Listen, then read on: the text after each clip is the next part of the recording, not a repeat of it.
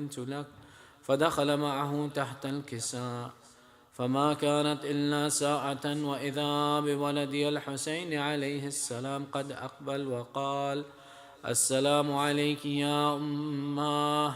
فقلت: وعليك السلام يا قرة عيني وثمرة فؤادي. فقال لي: يا أماه إني أشم عندك رائحة طيبة كأنها رائحة جدي رسول الله. فقلت: نعم، إن جدك وأخاك تحت الكساء. فدنا الحسين نحو الكساء وقال: السلام عليك يا جداه، السلام عليك يا من اختاره الله، أتعذرني أن أكون معكما تحت الكساء؟ فقال: وعليك السلام يا ولدي ويا شافع أمتي، قد أذنت لك. فدخل معهما تحت الكساء. فأقبل عند ذلك أبو الحسن علي بن أبي طالب وقال: السلام عليك يا بنت رسول الله. فقلت: وعليك السلام يا أبا الحسن يا أمير المؤمنين. فقال: يا فاطمة إني أشم عندك رائحة طيبة كأنها رائحة أخي وابن عمي رسول الله. فقلت: نعم، ها هو مع ولديك تحت الكساء. فأقبل علي نحو الكساء وقال: السلام عليك يا رسول الله، أتأذن لي أن أكون معكم تحت الكساء؟ قال: وعليك السلام يا أخي ووسيئي وخليفتي وصاحب لوائي، قد أذنت لك. فدخل علي تحت الكساء. ثم أتيت نحو الكساء وقلت: السلام عليك يا أبتاه يا رسول الله، أتأذن لي أن أكون معكم تحت الكساء؟ قال: وعليك السلام يا بنتي ويا بضعتي، قد أذنت لك. فدخلت تحت الكساء. فلما اكتملنا جميعا تحت الكساء أخذ بي رسول الله بطرفي الكساء وأومأ بيده اليمنى إلى السماء وقال: اللهم إن هؤلاء أهل بيتي وخاصتي وحامتي، لحمهم لحمي ودمهم دمي، يؤلمني ما يؤلمهم ويحزنني ما يحزنهم. أنا حرب لمن حاربهم، وسلم لمن سالمهم، وعدو لمن عاداهم، ومحب لمن أحبهم. إنهم مني وأنا منهم، فاجعل صلواتك وبركاتك ورحمتك وغفرانك ورضوانك علي وعليهم، وأذهب عنهم الرجس وطهرهم تطهيرا. اللهم صل على محمد وآل محمد.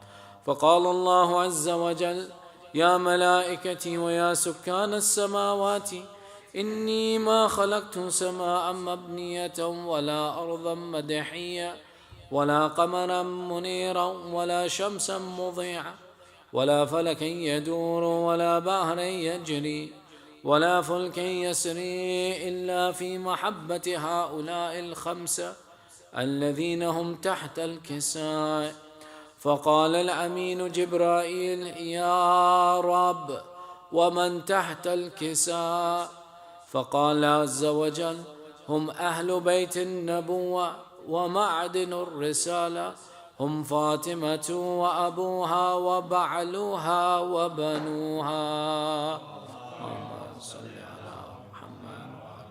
فقال جبرائيل: يا رب، أتأذن لي أن أهبط إلى الأرض لأكون معهم سادسا؟ فقال الله: نعم، قد أذنت لك.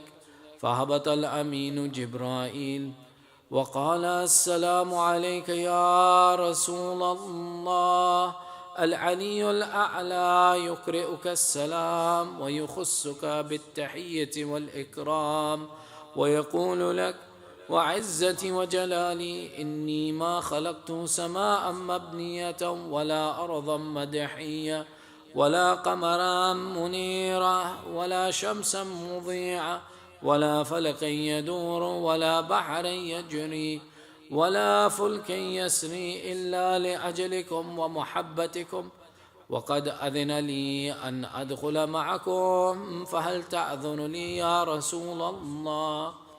قال رسول الله عليك السلام يا أمين وحي الله، إنه نعم قد أذنت لك. فدخل جبرائيل معنا تحت الكساء، فقال لأبي إن الله قد أوحى إليكم ويقول إنما يريد الله ليذهب عنكم الرجس أهل البيت ويطهركم تطهيرا. اللهم صل على محمد وآله. فقال العلي لأبي يا رسول الله أخبرني ما لجلوسنا هذا تحت الكساء من فضل عند الله. فقال النبي صلى الله عليه وآله والذي بعثني بالحق نبيا واستفاني بالرسالة نجيا، ما ذكر خبرنا هذا في محفل من محافل أهل الأرض وفيه جمع من شيعتنا ومحبين إلا ونزلت عليهم الرحمة وحفت بهم الملائكة واستغفرت لهم إلى أن يتفرقوا. فقال علي عليه السلام إذا والله فزنا وفاز شيعتنا ورب الكعبة. فقال أبي رسول الله صلى الله عليه وآله يا علي والذي بعثني بالحق نبيا واستفاني بالرسالة نجيا، ما ذكر خبرنا هذا في محفل من محافل أهل الأرض وفيه جمع من شيعتنا ومحبين وفيهم مهموم إلا وفرج الله همّا، ولا مغموم إلا وكشف الله غمّا، ولا طالب حاجة إلا وقضى الله حاجته. فقال علي عليه السلام إذا والله فزنا وسعدنا، وكذلك شيعتنا فازوا وسعدوا في الدنيا والآخرة ورب الكعبة. اللهم صل على محمد وآل محمد. One surah Fatiha and 3 times surah Ikhlas, خصوصا لمرحوم Imtiaz Ahmed Sheikh and all of our marhumin. بسم الله الرحمن الرحيم. الحمد لله رب العالمين.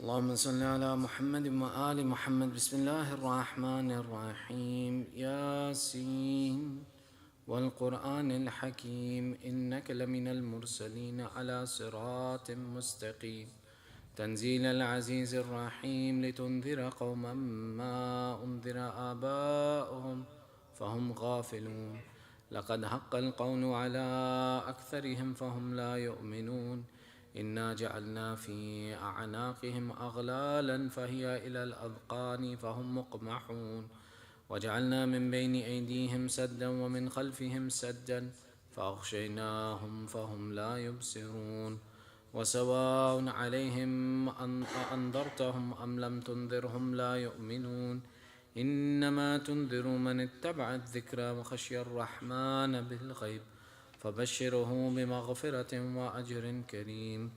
إنا نحن نحيي الموتى ونكتب ما قدموا وآثارهم وكل شيء أحصيناه في إمام مبين. واضرب لهم مثلا أصحاب القرية إذ جاءها المرسلون إذ أرسلنا إليهم اثنين فكذبوهما فعززنا بثالث فقالوا إنا إليكم مرسلون قالوا ما أنتم إلا بشر مثلنا وما أنزل الرحمن من شيء إن أنتم إلا تكذبون قالوا ربنا يعلم إنا إليكم لمرسلون وما علينا إلا البلاغ المبين قالوا إنا تطيرنا بكم لئن لم تنتهوا لنرجمنكم وليمسنكم منا عذاب أليم قالوا طائركم معكم أئن ذكرتم بل أنتم قوم مسرفون وجاء من أقصى المدينة رجل يسعى قال يا قوم اتبعوا المرسلين اتبعوا من لا يسألكم أجرا وهم مهتدون ومن لا أعبد الذي فطرني وإليه ترجعون أأتخذ من دونه آلهة أن يردني الرحمن بضر لا تغني عني شفاعتهم شيئا ولا ينقذون إني إذا لفي ضلال مبين إني آمنت بربكم فاسمعون قيل ادخل الجنة قال يا ليت قومي يعلمون بما غفر لي ربي وجعلني من المكرمين وما أنزلنا على قومه من بعده من جند من السماء وما كنا منزلين إن كانت إلا صيحة واحدة فإذا هم خامدون يا حسرة على العباد ما يأتيهم من رسول إلا كانوا به يستهزئون ألم يروا كم أهلكنا قبلهم من القرون أنهم إليهم لا يرجعون وإن كل لما جميع لدينا محضرون وآية لهم الأرض الميتة أحييناها وأخرجنا منها حبا فمنه يأكلون وجعلنا فيها جنات من نخيل وعناب وفجرنا فيها من العيون ليأكلوا من ثمره وما عملته أيديهم أفلا يشكرون سبحان الذي خلق الأزواج كلها مما تنبت الأرض ومن أنفسهم ومما لا يعلمون وآية لهم الليل نسلخ منه النهار فإذا هم مظلمون والشمس تجري لمستقر لها ذلك تقدير العزيز العليم والقمر قدرناه منازل حتى عاد كالأرجون القديم لا الشمس ينبغي لها أن تدرك القمر ولا الليل السابق النهار وكل في فلك يسبحون وآية لهم أنا حملنا ذريتهم في الفلك المشحون وخلقنا لهم من مثله ما يركبون وإن نشأ نغرقهم فلا صريخ لهم ولا هم ينقذون إلا رحمة منا ومتاعا إلى حين وإذا قيل لهم اتقوا ما بين أيديكم وما خلفكم لعلكم ترحمون وما تأتيهم من آية من آيات ربهم إلا كانوا عنها معرضين وإذا قيل لهم أنفقوا مما رزقكم الله قال الذين كفروا للذين آمنوا أنطعم من لو يشاء الله أطعمه إن أنتم إلا في ضلال مبين ويقولون متى هذا الوعد إن كنتم صادقين ما ينظرون إلا صيحة واحدة تأخذهم وهم يخصمون فلا يستطيعون توصية ولا إلى أهلهم يرجعون ونفخ في الصور فإذا هم من الأجداث إلى ربهم ينسلون قالوا يا ويلنا من بعثنا من مرقدنا هذا ما وعد الرحمن وصدق المرسلون إن كانت إلا صيحة واحدة فإذا هم جميع لدينا محضرون فاليوم لا تظلم نفس شيئا ولا تجزون إلا ما كنتم تعملون إن أصحاب الجنة اليوم في شغل فاكهون هم وأزواجهم في ظلال على الأرائك متكئون لهم فيها فاكهة ولهم ما يدعون سلام قولا من رب رحيم وامتازوا اليوم أيها المجرمون ألم أحد إليكم يا بني آدم أن لا تعبدوا الشيطان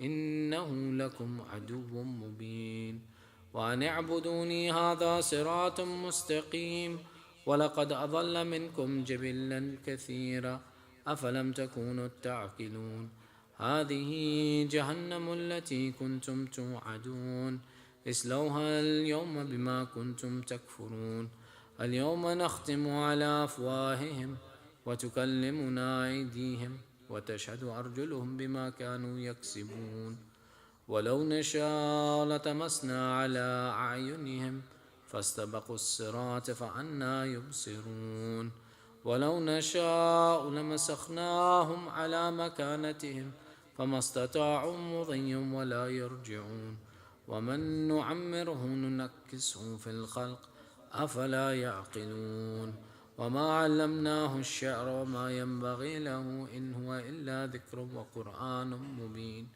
لينذر من كان حيا ويحق القول على الكافرين أولم يروا أنا خلقنا لهم مما عملت أيدينا أنعاما فهم لها مالكون وظللناها لهم فمنها ركوبهم ومنها يأكلون ولهم فيها منافع ومشارب أفلا يشكرون واتخذوا من دون الله آلهة لعلهم ينصرون لا يستطيعون نصرهم وهم لهم جند محضرون فلا يحزنك قولهم إنا نعلم ما يسرون وما يعلنون أولم ير الإنسان أنا خلقناهم من نطفة فإذا هو خصيم مبين وضرب لنا مثلا ونسي خلقه قال من يحيي العظام وهي رميم قل يحييها الذي أنشأها أول مرة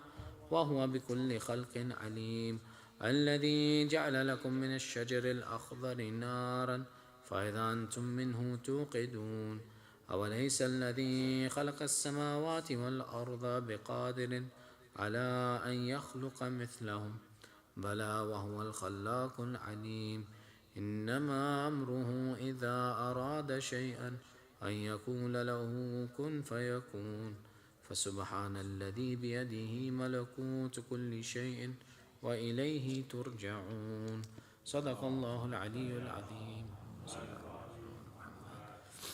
Once again, Surah Fatiha, 3 times Surah Ikhlas for Marhum, Imtiaz, Sheikh, Imtiaz Ahmed, Sheikh, and all of our Marhumin. Bismillah.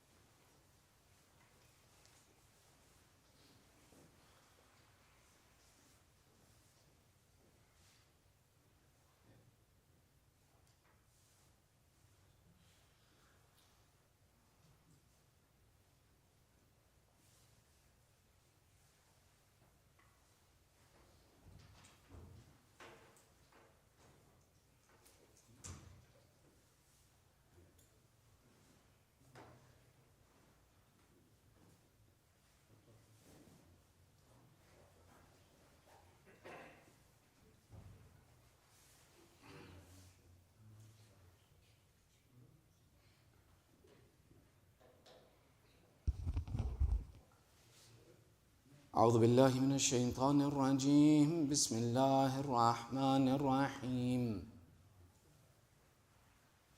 ربي اشرح لي صدري ويسر لي أمري واحلل عقدة من لساني يفقهوا قولي الحمد لله رب العالمين ثم الصلاة والسلام على سيدنا ونبينا وحبيب إله العالمين أبي القاسم محمد وعلى آله الطيبين الطاهرين المعصومين واللعنة على أعدائهم أجمعين من الآن إلى قيام يوم الدين أما بعد فقد قال الله تعالى في محكم كتابه الحكيم بسم الله الرحمن الرحيم ربي هب لي حكما وألحقني بالصالحين آمنا بالله صدق الله العلي العظيم اللهم صل.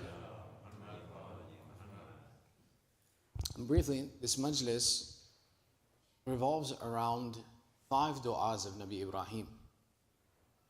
Nabi Ibrahim, from amongst the Anbiya, is given the title of Khalil of Allah, the friend of Allah.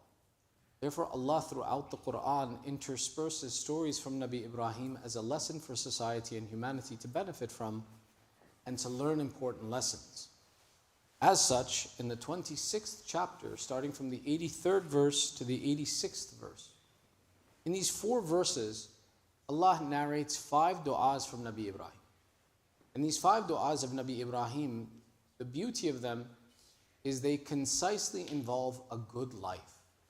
Ibrahim alayhi salam, in all of his du'as, is asking Allah for something special, and which is why Allah narrates these du'as. But when we look at the structure of these 5 du'as that Nabi Ibrahim makes, we can concisely infer that these 5 du'as have been grouped together and shared to give a human being a concise prescription of the things that he needs to have a good life. And as such, we'll mention these 5 du'as of Nabi Ibrahim with your loudest of salawat ala Muhammad wa ali Muhammad. Nabi Ibrahim begins, Rabbi habli hukman. When we see these du'as beginning, many of the du'as that you'll see in the Quran that begin with Rabbi are du'as of Nabi Ibrahim. And Allah has included them in the Quran for humanity to learn what to ask for and how to ask for. In this series, again, Nabi Ibrahim begins and he says, O my Lord, grant me wisdom. Rabbi habli hukman wa alhaqni bis salihin. These are his first 2 du'as. The first of these du'as is that Nabi Ibrahim says, O my Lord, give me wisdom. The beauty of the du'a of Nabi Ibrahim here, and specifically in asking for wisdom, is that there is a difference between asking for wisdom and asking for knowledge. The difference between these two is knowledge is information that a person possesses. Wisdom, as our imams have explained, is that knowledge which is put into use. And when we possess information, it can happen many times. I know of all the things, the right things to do, but until I put them into practice, their knowledge, but once they become something practical that I'm applying in my day-to-day life, it now becomes wisdom. The most practical thing that a human can attain in their own life, the most useful thing that a person can attain in their own life is to have wisdom. It's not enough that we have knowledge. Knowledge is an important element. Knowledge is a useful item to have. But if I never put it into practice, what good is that knowledge that has never been applied or utilized? So the conciseness of his dua and asking for wisdom is the most important thing that you can achieve in your life is this wisdom. The process of attaining wisdom comes from the process of one gaining knowledge. The beauty of gaining knowledge is such that Allah explains and He says, one who exits his house in the search for knowledge, as soon as he leaves his door until he returns, even the whales in the sea and all of the creatures in the earth pray for his salvation and his forgiveness. So the searching of knowledge is something that's beneficial. To the extent where further, if you leave your house in the search of knowledge, that if in that process of searching for knowledge a person dies, that person dies the death of a shaheed because of the benefit of a human being in their life searching for knowledge. The completion of that knowledge is its application. The benefit of that knowledge is its application. Therefore, we see Ibrahim doesn't stop at the process that, oh Allah, let me collect knowledge. But he says, let me make it something applicable and something useful in my life that changes my life and adds to me as a person. This is the dua that Nabi Ibrahim makes for himself. The second dua that he makes, وَأَلْحِقْنِي بِالصَّالِحِينَ, and oh Allah, join me with good people, is the dua of suhbat and company that the Imam makes, that the Nabi makes. Although he's an Imam as well too, but that's another conversation for another time. In this, he's saying that I want to have good company in my life. Oh Allah, give me good friends. The narrations around good friends that come from our master, Amir al-Mu'mineen Ali ibn Abi Talib alayhi salam. He says, unfortunate is the one who has no good friends in his life, and more unfortunate is the one who has good friends and then loses them in his life. The concept of friendship and the importance of friendship in the religion of Islam cannot be downplayed. Our Imam also explains, he says, إِذَا تُحِبُّونَ تَنْظُرُ إِلَىٰ دِينِ الرَّجُلِ أَنْظُرْ إِلَىٰ أَخِيهِ. That if you want to see the religion of a man, look at his friends. A man is always on the religion of his friends. That whoever our companions in our life are the people that will reflect our values and our mannerisms. Which is why it's very important to choose good friends. And that friends are not something that a person comes by naturally, but are rather something that a person has to pray for. Which is why Ibrahim alayhi salam in his second dua is asking Allah for good friends. Because good friends are a bounty from Allah, or a ni'mah from Allah. So if I want the bounties of Allah, I have to ask Him for it. So he's teaching us and explaining to us that take the time to ask for good friends. In yourself, the best attribute that you can develop is wisdom. Then the next thing that you need to improve yourself and to have a good life is to have good friends. So in this we encompass the first two du'as of Ibrahim, Rabbi habli hukman wa alhiqni bis salihin. Oh Allah, make me wise and give me good friends. His third du'a is where it becomes very interesting. His third du'a, he says in the 84th verse, وَاجْعَلْ لِي لِسَانَ صِدْقٍ فِي الْآخَرِينَ. This du'a is very interesting because it's actually an attribute by which Nabi Ibrahim is known. One of the areas of research that I was spending time on was on Dua Nudba. In the beginning of Dua Nudba, and Dua Nudba is a very important dua that is either narrated by our 6th Imam or 12th Imam. And it begins by first elaborating the religion of a person before it actually gets to the dua. Dua Nudba is a statement of your aqeedah. That I believe in all of these anbiya, I believe in the Prophet Muhammad sallallahu alayhi wa alihi wa sallam. Allahumma salli ala Muhammad. And I believe in the A'immah after him. And all of these proofs that are made in this dua are made with references to the Quran. From amongst the anbiya that Allah mentions or that are mentioned in this dua, one of them is Ibrahim. And the attribute of Ibrahim that is described in this dua is that Ibrahim is the one who made the dua وَاجْعَلْ لِي لِسَانَ صِدْقٍ فِي الْآخَرِينَ. That this is the dua of Ibrahim that Allah calls out to recognize who is Ibrahim. And Allah mentions this in the Quran, and it's very interesting. Because Ibrahim is praying and saying, Oh Allah, and ordain for me a goodly mention among posterity. Meaning, oh Allah, give me a good mention in the generations to come. One could view this as Ibrahim asking for fame, asking to be remembered in this earth, asking that his name live on amongst the people and that he not be forgotten. We would say that this dua doesn't seem to make sense initially. That why would a prophet care if he's remembered or not remembered? The essence of every a'mal that we perform is that Allah remembers us. And that everything we do is for the sake of Allah. Inna salati wa nusuki wa mahyaya wa mamati lillahi rabbil alameen. That my life, my death, my sacrifice, my prayer is only for Allah. And why is Ibrahim asking to be remembered in the coming generation? So initially a person could say that this is a confusing point to say that why would a prophet care? And think about it, of 124,000 prophets, only 25 or 26 are mentioned in the Holy Quran. And Allah chooses to mention Ibrahim, keep his mention alive, and share the dua of Nabi Ibrahim. Now this could be something that's confusing if we look at its apparent value. But the truth of the dua of Nabi Ibrahim is not to say that, oh Allah, I want to be remembered in this earth so that my legacy lives on.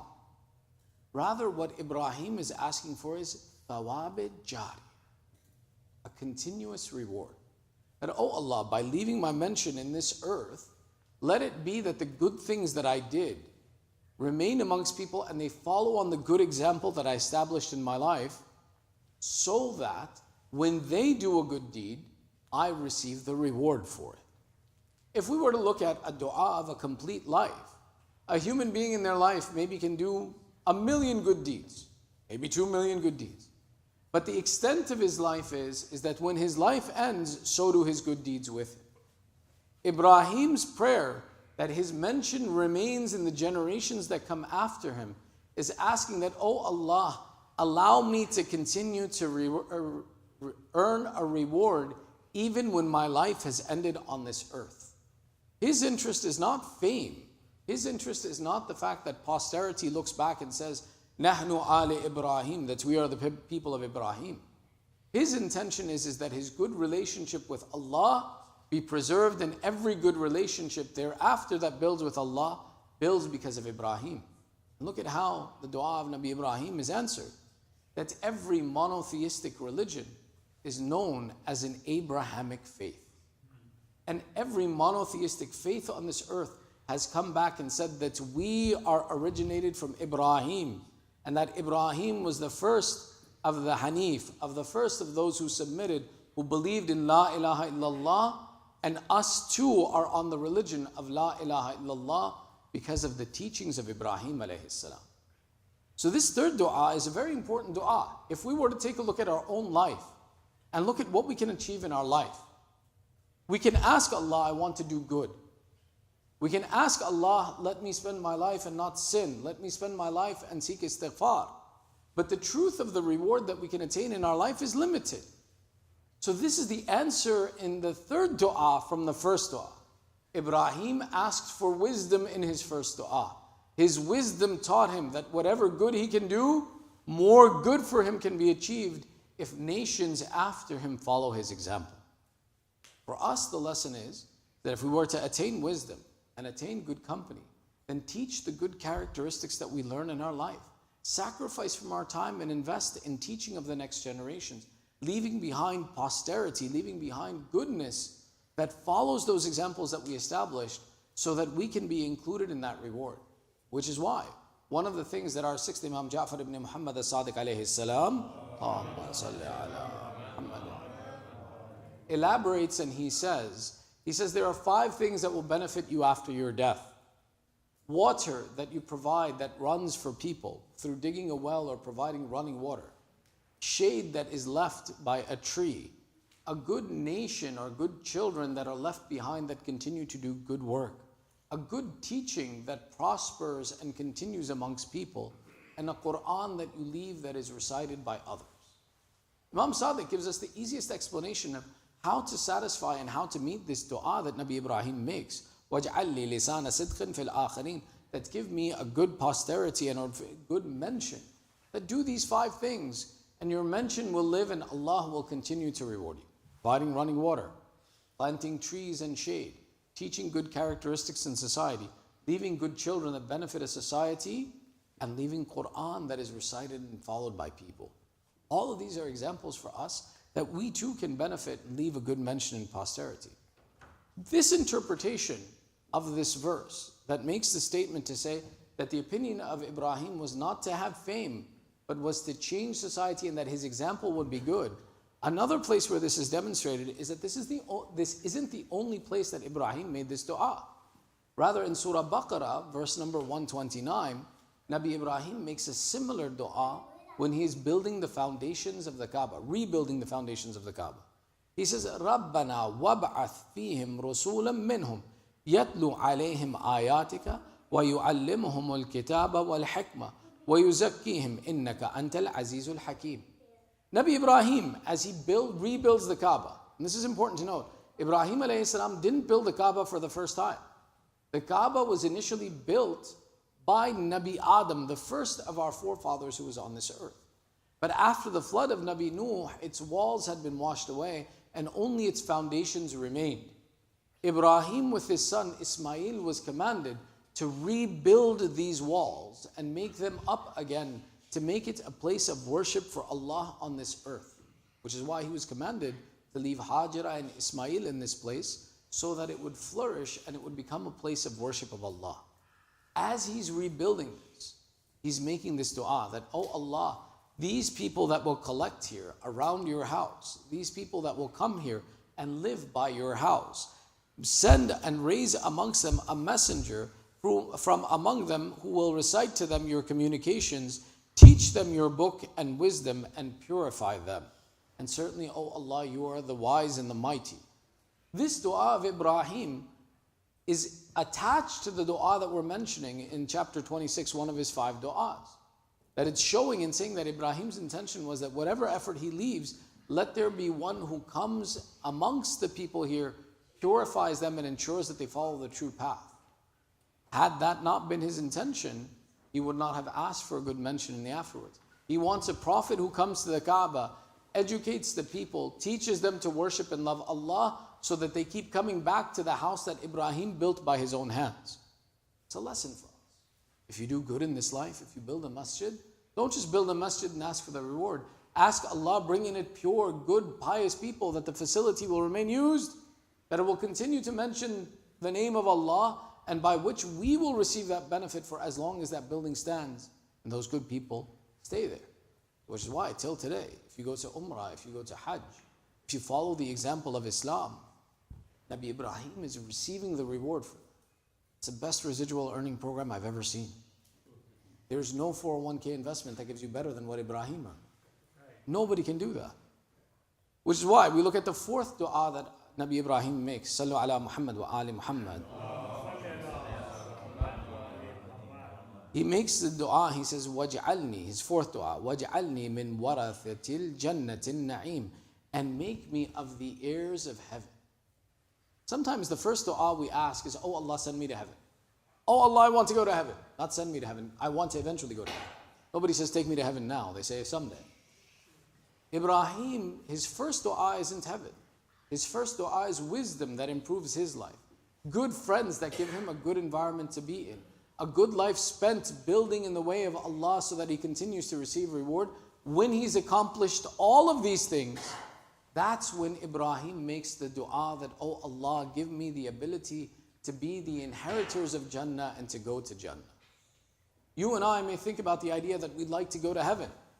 But Ibrahim alayhi salam is teaching us the right way to go to heaven. Accomplish all of these things first, then pray for heaven. If you want to attain the greatest levels of heaven, build the infrastructure so that the residual comes to you, that you've spent a good life, so that you can continue to benefit from it in the hereafter. You see, heaven is a place where there are many levels. It's not one environment. The description of heaven varies in the process of understanding what is heaven and who will go to heaven. When we ask the question that, for example, if a person in this world lives today, but he never has the tawfiq or the ability, maybe he's illiterate, maybe he lives in a bad environment, to learn about Islam, what would happen to him? We say that Allah's test and reward is on the basis of one's capacity to improve. If you improve, you're entitled to Jannah. But let's say there is a person who improves from knowing absolutely nothing to simply knowing La ilaha illallah. Versus there is another person who begins his life in La ilaha illallah and comes through the process of learning all the way about Allah, the Prophet, the Day of Judgment, the Ahlul Bayt, and improves himself to know the true religion of Allah and follow the religion of Allah and the commands of Allah. Should both of them be in the same heaven? No, we would say that's unfair.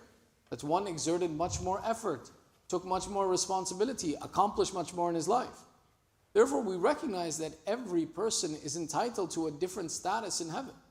Some describe this as there being different floors in heaven. And it's like the elevator. You get on the elevator, whatever floor you can max out at is where you go to. Others describe and say it's kind of like a subscription system. And you go into heaven, and if you have the basic subscription, you'll get the basic package. And if you have the higher premium prescription, you'll get to the subscription, you'll get to a premium package. But everyone will have their own unique process. There's a description that kind of aligns with this when we take a look at a hadith from the Ahlul Bayt where they say that some of you, when you will go to heaven, in heaven, you will be spending and enjoying the pleasure of Allah, and someone who has more than you and is better than you will look down upon you and say, Assalamu alaikum to you. And you'll wonder and you'll imagine, how could someone who has better than me know me? There's someone who has more than me and acknowledges me? And in surprise, when you see this person acknowledging you, you'll ask them, Alaikum salam, who are you? You're better than me. You're in a higher status than me. How do you remember me? And the person replies, I am the Quran that you memorized in your life and then you forgot. Had you remembered this, and had you remembered more of the Quran that you had learned, you would be up here in these better places with me than down low in these lower places that you're in now. This description tells us that there are different levels of heaven, that there are different points in heaven that we can achieve with the work that we do. So Nabi Ibrahim, after investing all of his work, making sure that he attains the most he can in heaven, then he says, now Allah, I ask you for Jannah. Now you'd imagine 4 du'as of Ibrahim. It's not called the 4 du'as of Ibrahim, it's called the 5 du'as of Ibrahim. But there's still something that Nabi Ibrahim should ask for and does ask for. That comes even after heaven. So the significance of this dua becomes very important for us to pay attention to. That if the successful life is a person going to heaven, if the successful life is attaining the highest level in heaven, what more does Ibrahim alayhi salam want? This 5th dua comes to us in the 86th verse of the 26th chapter of the Holy Quran, where he makes a statement, which tells us this is continuation of the same dua. وَاغْفِرْ لِعَبِي إِنَّهُ كَانَ مِنَ الضَّالِّينَ. The final dua of Nabi Ibrahim is, O Allah, forgive the literal translation is father, but he's praying for his uncle who was his caretaker. كَانَ مِنَ الضَّالِّينَ. My uncle was someone who had gone astray. The famous story is before the birth of Nabi Ibrahim, his father passes away. He is raised by his uncle Azar. His uncle Azar was a priest in the kingdom of Nimrud and was a polytheist, didn't believe in Allah. Ibrahim alayhi salam prays for the forgiveness of his uncle Azar. This dua of Nabi Ibrahim has 2 or 3 points of significance to pay attention to. First and foremost, is Ibrahim's prayer for Azar, is it correct or wrong? Did you know that amongst certain schools of thought of Islam, they actually believe that Nabi Ibrahim will go to hell, na'uzu billah? I'm telling you the truth. If there are certain people that you'll ask them, what's the status of Nabi Ibrahim? They say he's going to hell. Then maybe he'll go to heaven, but first he's going to hell. And you say, why? They say, well, didn't you read the Quran? Of course we read the Quran. They say, well, in the Quran, Ibrahim at one point in time says, I believe in the stars as God. I believe in the moon as God. I believe in the sun as God.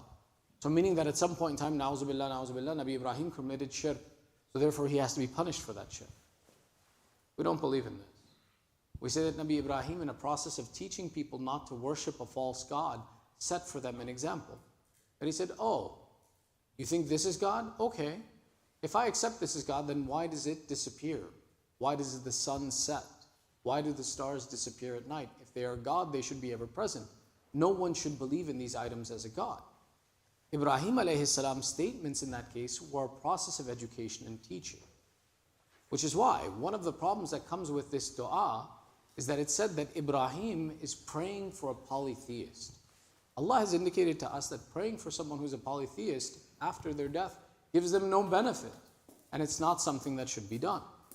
So some came to the example and said that Ibrahim did something bad, he did something wrong. He prayed for a polytheist. This prayer that Nabi Ibrahim makes, Allah defends it in the Quran himself.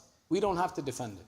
Allah in the Quran, in chapter 9, verse 114 says, وَمَا كَانَ إِسْتِغْفَارُ إِبْرَاهِيمَ لِأَبِيهِ إِلَّا عَنْ مَوْعِدَةٍ وَعَدَهَا إِيَّاهُ فَلَمَّا تَبَيَّنَ لَهُ أَنَّهُ عَدُوَّ اللَّهِ تَبَرَّأَ مِنْهُ إِنَّا إِبْرَاهِيمَ لَأَوَّاهٌ حَلِيمٌ.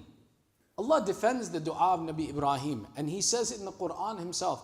He says, Ibrahim asking forgiveness for his sire, for his guardian, لِأَبِيهِ, was only owing to a promise which he had made to his uncle.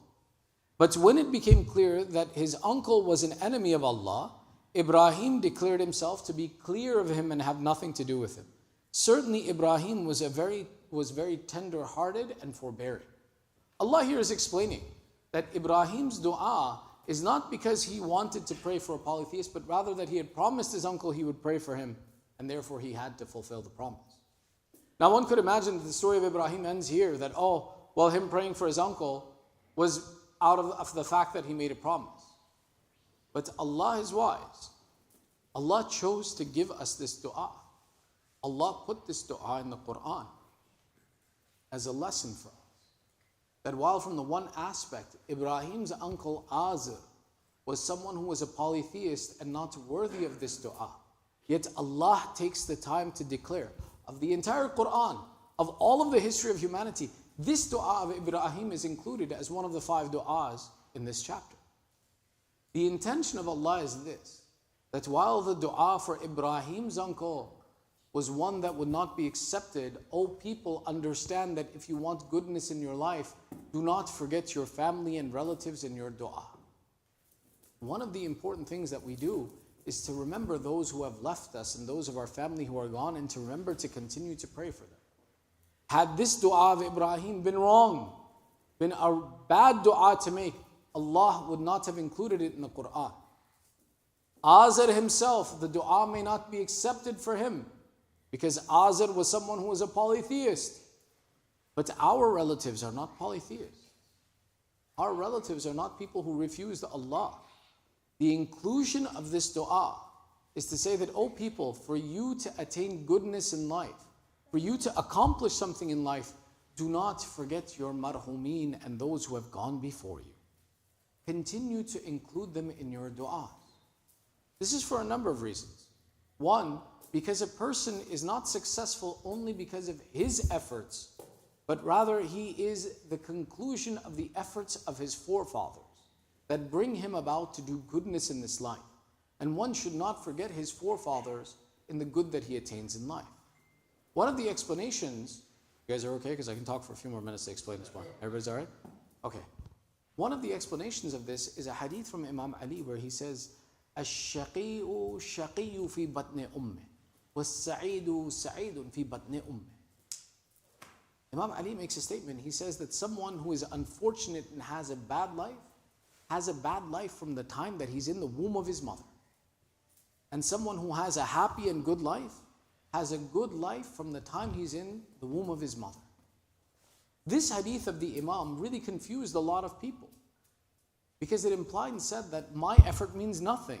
Allah has dictated what I will be happy and good and lucky and well-to-do in life or bad to do in life before I was even born. And I said, how could Imam Ali make such a statement? And it became a point of debate. But the truth of this statement of Imam Ali is this, is the idea that nature plays into our success and failures in life.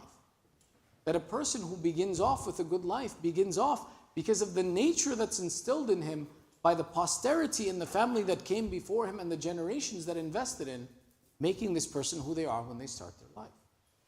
The same way a person whose previous generations didn't protect him, didn't give him a good inheritance, made him someone who begins and starts his life in great difficulty.